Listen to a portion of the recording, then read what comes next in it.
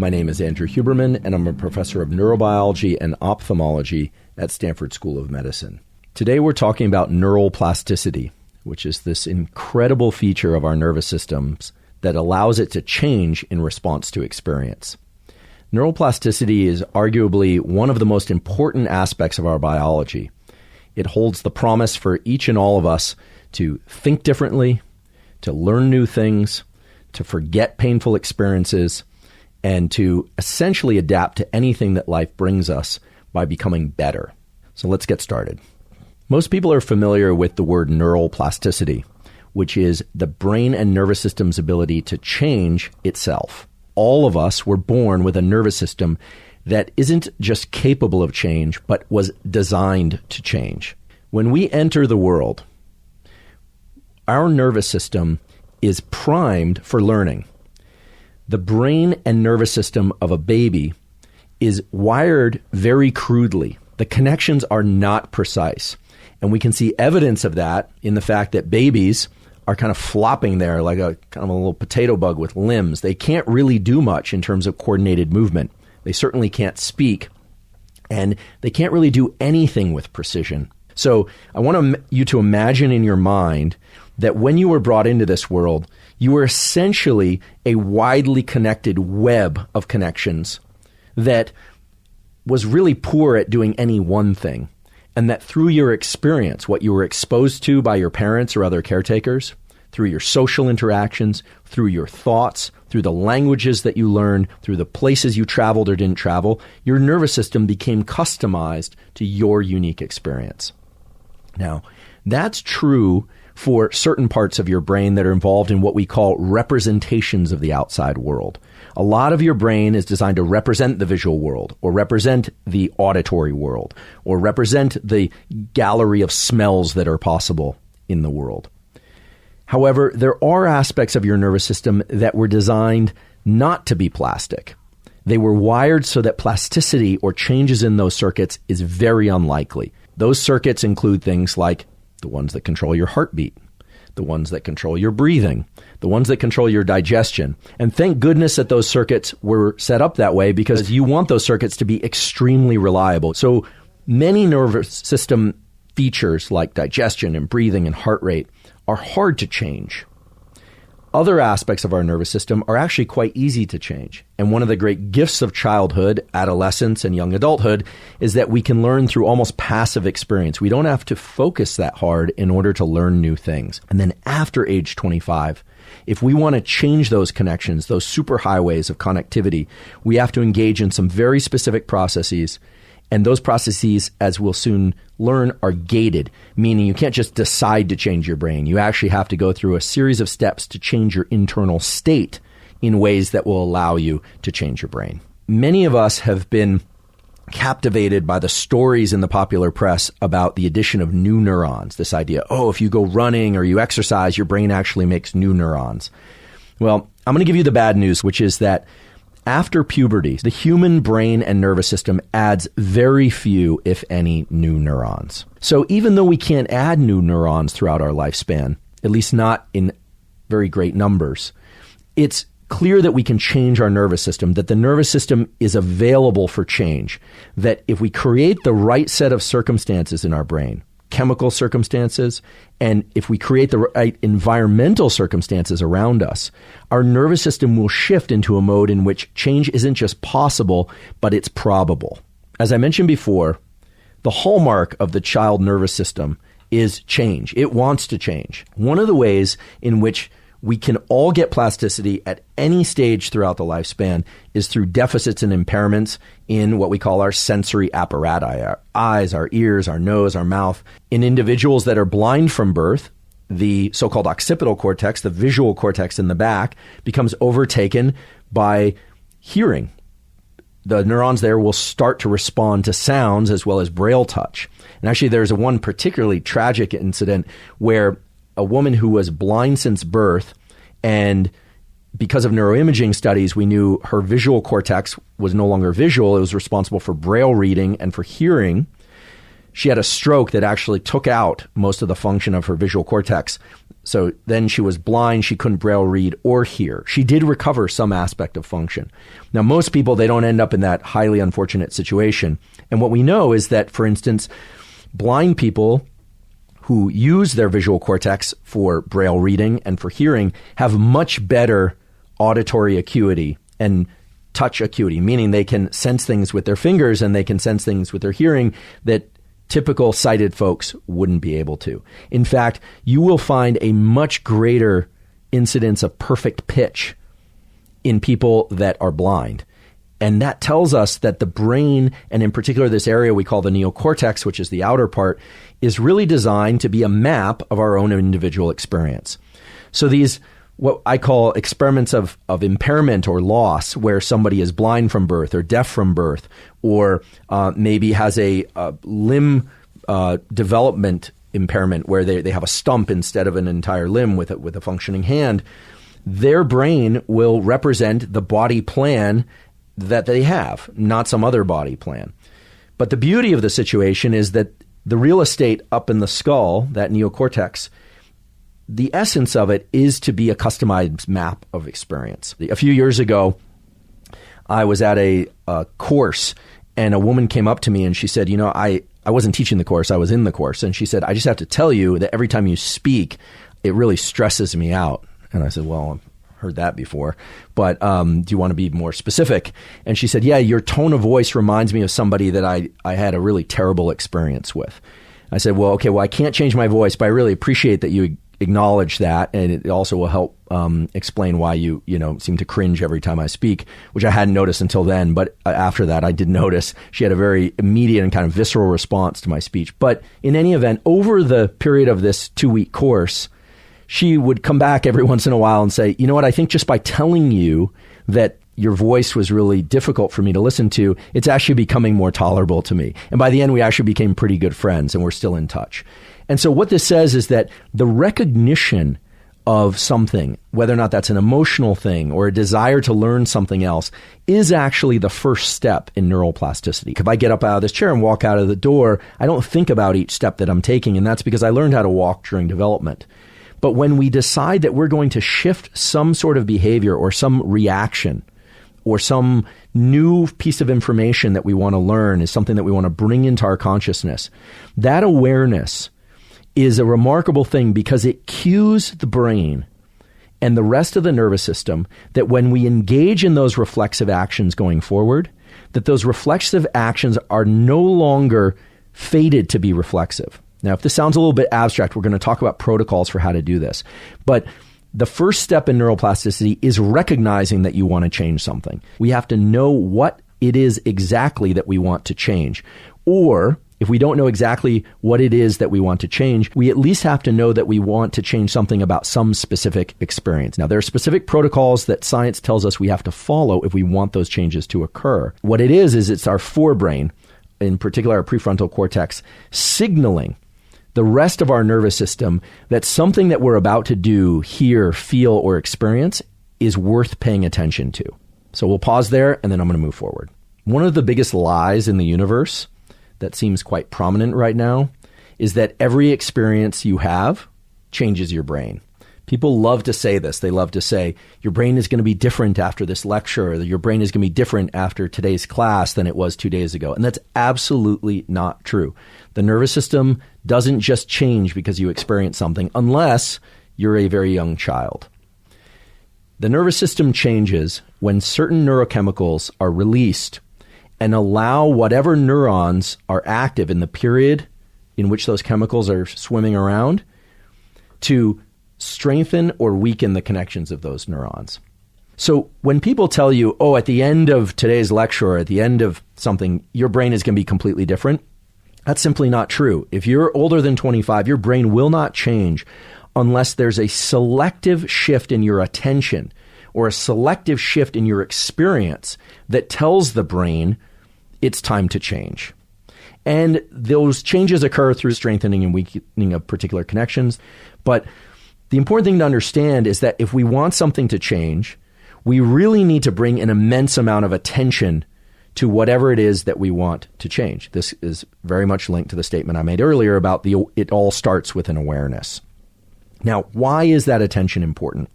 In the early 90s, a graduate student by the name of Greg Reckenzone was in the laboratory of a guy named Mike Merzenich at UCSF. And they set out to test this idea that if one wants to change their brain, they need to do it early in life because the adult brain simply isn't plastic. It's not available for these changes. And they did a series of absolutely beautiful experiments. By now, I think we can say proving that the adult brain can change provided certain conditions are met. Now, the experiments they did are tough. They were tough on the experimenter and they were tough on the subject. I'll just describe one. Let's say you were a subject in one of their experiments. You would come into the lab and you'd sit down at a table and they would record from or image your brain and look at the representation of your fingers, the digits as we call them. And there would be a spinning drum, literally a stone drum in front of you, or metal drum that had little bumps. Some of the bumps were spaced close together, some of them were spaced far apart. And they would do these experiments where they would expect their subjects to press a lever whenever, for instance, the bumps got closer together or further apart. And these were very subtle differences. So in order to do this, you really have to pay attention to the distance between the bumps. And these were not Braille readers or anyone skilled in doing these kinds of experiments. What they found was that as people paid more and more attention to the distance between these bumps, and they would signal when there was a change by pressing a lever, as they did that, there was very rapid changes, plasticity in the representation of the fingers. And it could go in either direction. You could get people very good at detecting the distance between bumps that the distance was getting smaller or the distance was getting greater. So people could get very good at these tasks that are kind of hard to imagine how they would translate to the real world for a non-Braille reader. But what it told us is that these maps of touch were very much available for plasticity, and these were fully adult subjects. What it proved is that the adult brain is very plastic. And they did some beautiful control experiments that are important for everyone to understand, which is that sometimes they would bring people in and they would have them touch these bumps on this spinning drum, but they would have the person pay attention to an auditory cue. Every time a tone would go off or there was a shift in the pitch of that tone, they would have to signal that. So the subject thought they were doing something related to touch and hearing, and all that showed was that it wasn't just the mere action of touching these bumps. They had to pay attention to the bumps themselves. If they were placing their attention on the auditory cue, on the tone, well, then there was plasticity in the auditory portion of the brain, but not on the touch portion of the brain. And this really spits in the face of this thing that you hear so often, which is every experience that you have is going to change the way your brain works. Absolutely not. The experiences that you pay super careful attention to are what open up plasticity, and it opens up plasticity to that specific experience. So the question then is why? And Merzenich and his graduate students and postdocs went on to address this question of why, and it turns out the answer is a very straightforward neurochemical answer. And the first neurochemical is epinephrine, also adrenaline. We call it adrenaline when it's released from the adrenal glands above our kidneys. That's in the body. We call it epinephrine in the brain, but they are chemically identical substances. Epinephrine is released from a region in the brainstem called locus ceruleus. Epinephrine is released when we pay attention and when we are alert. But the most important thing for getting plasticity is that there be epinephrine, which equates to alertness, plus the release of this neuromodulator acetylcholine. Now, acetylcholine is released from two sites in the brain.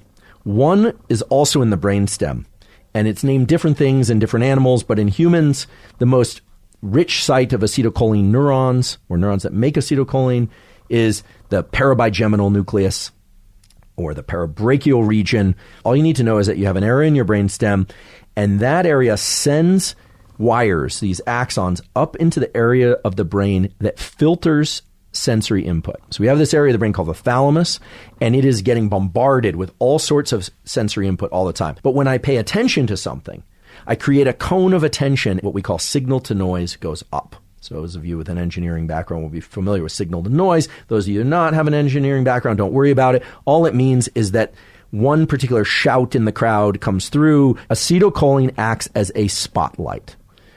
But epinephrine for alertness, acetylcholine spotlighting these inputs, those two things alone are not enough to get plasticity. There needs to be this third component, and the third component is acetylcholine released from an area of the forebrain called nucleus basalis. If you really want to get technical, it's called nucleus basalis of Minert. For any of you that are budding physicians or going to medical school, you should know that. If you have acetylcholine released from the brainstem, acetylcholine released from nucleus basalis, and epinephrine, you can change your brain. And this has been shown again and again and again in a variety of papers, and it is now considered a fundamental principle of how the nervous system works. If you can access these three things of epinephrine, acetylcholine from these two sources, not only will the nervous system change, it has to change. It absolutely will change. And that is the most important thing for people to understand if they want to change their brain. So now let's talk about how we would translate all this scientific information into some protocols that you can actually apply, because I think that's what many of you are interested in. What you do with your health and your medical care is up to you. You're responsible for your health and well-being. So I'm not going to tell you what to do or what to take. I'm going to describe what the literature tells us and suggests about ways to access plasticity. We know we need epinephrine. That means alertness. Most people accomplish this through a cup of coffee and a good night's sleep. So I will say, you should master your sleep schedule, and you should figure out how much sleep you need in order to achieve alertness when you sit down to learn. But once that's in place, the question then is, how do I access this alertness? Well, there are a number of ways. Some people use some pretty elaborate psychological gymnastics. They will tell people that they're going to do something and create some accountability. That could be really good. Or they'll post a picture of themselves online and they'll commit to learning a certain amount, losing a certain amount of weight or something like this. So they can use either shame-based practices to potentially embarrass themselves if they don't follow through. They'll write checks to organizations that they hate and insist that they'll cash them if they don't actually follow through. Or they'll do it out of love. You know, they'll decide that they're going to run a marathon or learn a language or something because of somebody they love, or they want to devote it to somebody. The truth is that from the standpoint of epinephrine and getting alert and activated, it doesn't really matter. Epinephrine is a chemical, and your brain does not distinguish between doing things out of love or hate, anger or fear. It really doesn't. All of those promote autonomic arousal and the release of epinephrine. So I think for most people, if you're feeling not motivated to make these changes, the key thing is to identify not just one, but probably a kit of reasons, several reasons as to why you would want to make this particular change. And being drawn toward a particular goal that you're excited about can be one. Also, being motivated to not be completely afraid, ashamed, or humiliated for not following through on a goal is another. Come up with two or three things, fear-based perhaps, love-based perhaps, or perhaps several of those, in order to ensure alertness, energy, and attention for the task. And that brings us to the attention part. Now, it's one thing to have an electrode embedded into your brain and increase the amount of acetylcholine. It's another to exist in the real world outside the laboratory and have trouble focusing, having trouble bringing your attention to a particular location in space for a particular event. And there's a lot of discussion nowadays about smartphones and devices creating a sort of attention deficit, almost at a clinical level for many people, including adults. I think that's largely true. And what it means, however, is that we all are responsible for learning how to create depth of focus. There are some important neuroscience principles to get depth of focus. I want to briefly talk about the pharmacology first, because I always get asked about this. People say, what can I take to increase my levels of acetylcholine? Well, there are things you can take. Nicotine is called nicotine because acetylcholine binds to the nicotinic receptor. There are two kinds of acetylcholine receptors, muscarinic and nicotinic, but the nicotinic ones are involved in attention and alertness. I have colleagues. These are not my, kind of like bro science buddies. I have those friends too. This is a Nobel Prize winning colleague who chews Nicorette while he works. But when I asked him, why are you doing this? He said, well, it increases my alertness and focus. Now, I've tried chewing Nicorette. It makes me super jittery. I don't like it because I can't focus very well. It kind of takes me too far up the level of autonomic arousal. I've got friends that dip Nicorette all day. If you're going to go down that route, you want to be very careful how much you rely on those all the time, because the essence of plasticity is to create a window of attention and focus that's distinct from the rest of your day. So what are some ways that you can increase acetylcholine. How do you increase focus? The best way to get better at focusing is to use the mechanisms of focus that you were born with. And the key principle here is that mental focus follows visual focus. We are all familiar with the fact that our visual system can be unfocused, blurry, or jumping around, or we can be very laser focused on one location in space. What's interesting and vitally important to understanding how to access neuroplasticity is that you can use your visual focus and you can increase your visual focus as a way of increasing your mental focus abilities more broadly. So I'm going to explain how to do that. Plasticity starts with alertness. That alertness can come from a sense of love, a sense of joy, a sense of fear, doesn't matter. There are pharmacologic ways to access alertness too. The most common one is, of course, caffeine. Many people are now also using Adderall. Adderall will not increase focus, it increases alertness. It does not touch the acetylcholine system. The acetylcholine system and the focus that it brings is available, as I mentioned, through pharmacology, but also through these behavioral practices. And the behavioral practices that are anchored in visual focus are going to be the ones that are going to allow you to develop great depth and duration of focus. So let's think about visual focus for a second. When we focus on something visually, we have two options. We can either look at a very small region of space with a lot of detail and a lot of precision, or we can dilate our gaze and we can see big pieces of visual space with very little detail. It's a trade-off. We can't look at everything at high resolution. This is why we have these, the pupil more or less relates to the fovea of the eye, which is the area in which we have the most receptors, the highest density of receptors that perceive light. And so our acuity is much better in the center of our visual field than in our periphery. When we focus our eyes, we do a couple things. First of all, we tend to do that in the center of our visual field, and our two eyes tend to align in what's called a vergence eye movement towards a common point. The other thing that happens is the lens of our eye moves so that our brain now no longer sees the entire visual world, but is seeing a small cone of visual imagery. That small cone of visual imagery, or soda straw view of the world, has much higher acuity, higher resolution than if I were to look at everything. Now you say, of course, this makes perfect sense, but that's about visual attention, not mental attention. Well, it turns out that focus in the brain is anchored to our visual system.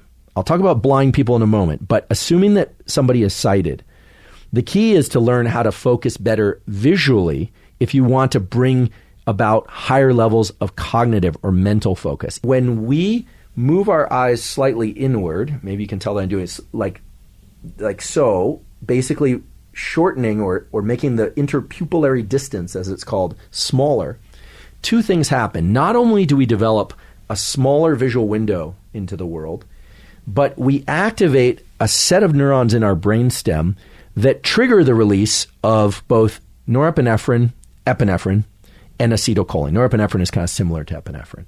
So in other words, when our eyes are relaxed in our head, when we're just kind of looking at our entire visual environment, moving our head around, moving through space, we're in optic flow, things moving past us, or we're sitting still, we're looking broadly at our space, we're relaxed.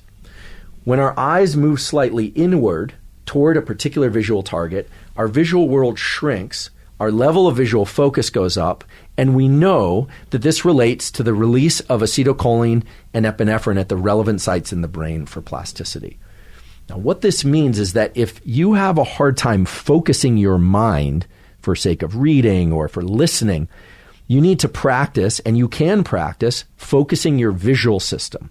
Now, this works best if you practice focusing your visual system at the precise distance from the work that you intend to do for sake of plasticity. So how would this look in the real world?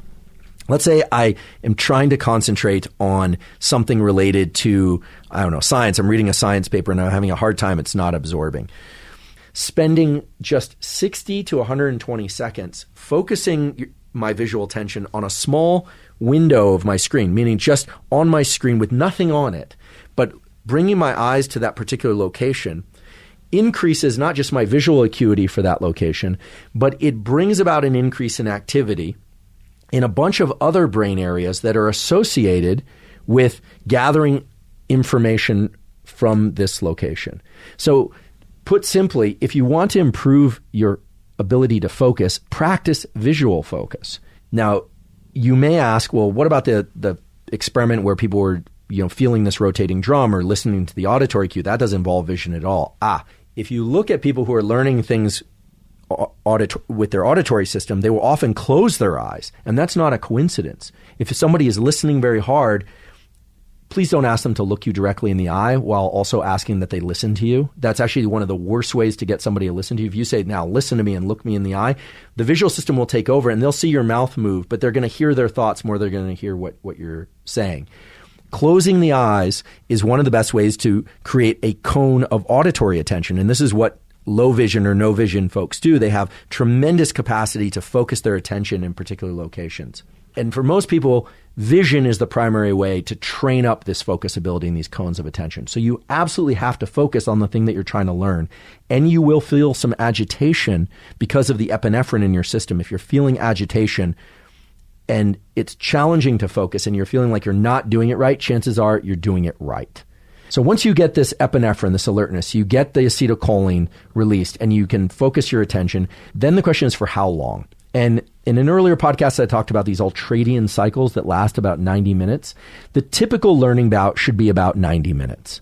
I think that learning bout will no doubt include 5 to 10 minutes of warm-up period. I think everyone should give themselves permission to not be fully focused in the early part of that bout, but that in the middle of that bout, for the middle hour or so, you should be able to maintain focus for about an hour or so. So that, for me, means eliminating distractions. That means turning off the Wi-Fi. I put my phone in the other room. I encourage you to try experiencing what it is to be completely immersed in an activity where you feel the agitation that your attention is drifting, but you continually bring it back. And that's an important point, which is that attention drifts, but we have to re-anchor it. We have to keep grabbing it back. And the way to do that, if you're sighted, is with your eyes. That as your attention drifts and you look away, you want to try and literally maintain visual focus on the thing that you're trying to learn. That's the trigger for plasticity. But the real secret is that neuroplasticity doesn't occur during wakefulness. It occurs during sleep. We now know that if you focus very hard on something for about 90 minutes or so, maybe you even do several bouts of that per day, if you can do that. Some people can only do one focus bout of learning. That night and the following nights while you sleep, the neural circuits that were highlighted, if you will, with acetylcholine transmission will strengthen and other ones will be lost, which is wonderful because that's the essence of plasticity. And what it means is that when you eventually wake up a couple days or a week later, you will have acquired the knowledge forever, unless you go through some process to actively unlearn it. So mastering sleep is key in order to reinforce the learning that occurs. But let's say you get a really poor night of sleep after a bout of learning. Chances are, if you sleep the next night or the following night, that learning will occur. There's a stamp in the brain where this acetylcholine was released. It actually marks those synapses neurochemically and metabolically so that those synapses are more biased to change. Now, if you don't ever get that deep sleep, then you probably won't get those changes. There's also a way in which you can bypass the need for deep sleep, at least partially, by engaging in what I call non-sleep deep rest, these NSDR protocols. But I just want to discuss the science of this. There was a paper that was published in Cell Reports last year that shows that if people did, it was a spatial memory task, actually a quite difficult one, where they had to remember the sequence of lights lighting up. And if there are just 2 or 3 lights in a particular sequence, it's easy. But as you get up to 15 or 16 lights and numbers in the sequence, it actually gets quite challenging. If immediately after, and it was immediately after the learning, the actual performance of this task, people took a 20-minute non-sleep deep rest protocol or took a shallow nap, so lying down, feet slightly elevated perhaps, just closing their eyes, no sensory input, the rates of learning were significantly higher for that information than were to just had a good night's sleep the following night. So you can actually accelerate learning with these NSDR protocols or with brief naps, 90 minutes or less. For many people, letting the mind drift where it's not organized in thought after a period of very deliberate focused effort is the best way to accelerate learning and depth of learning. I want to synthesize some of the information that we've covered up until now. Today, I want to make sure that these key elements that form the backbone of neuroplasticity are really embedded in people's minds.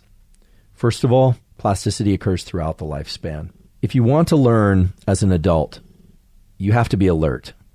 It might seem so obvious, but I think a lot of people don't think about when in their 24-hour cycle they're most alert. Just ask yourself, when during the day do you typically tend to be most alert? That will afford you an advantage in learning specific things during that period of time. So don't give up that period of time for things that are meaningless, useless, or not aligned with your goals. That epinephrine released from your brainstem is going to occur more readily at particular phases of your 24-hour cycle than others, during the waking phase, of course. You should know when those are. Increasing acetylcholine can be accomplished pharmacologically through nicotine. However, there are certain dangers for many people to do that, as well as a cost, financial cost. Learning how to engage the cholinergic system through the use of the visual system. Practicing how long can you maintain focus with blinks as you need them, but how long can you maintain visual focus on a target just on a piece of paper set a few feet away in the room or at the level of your computer screen? These are actually things that people do in communities where high levels of visual focus are necessary. What we're really talking about here is trying to harness the mechanisms of attention and get better at paying attention.